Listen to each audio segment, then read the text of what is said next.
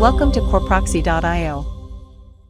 In this tutorial, I'll show you how to use a proxy server on your iPhone with mobile data or mobile network using the CAPTCHA app.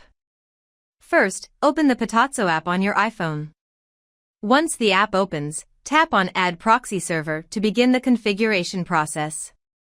Now select Manual Mode as we'll be entering our proxy details manually. Next, select your proxy type. Now enter your server details in the server field, followed by the port number in the port field. For authentication, select username and password as the authentication method. Tap Connect to establish the proxy connection. As you can see, we are now successfully connected to the proxy server. The app will show a connected status.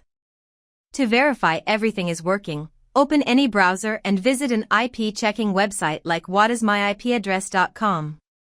You'll see your IP has been changed to the proxy server's IP. And that's it.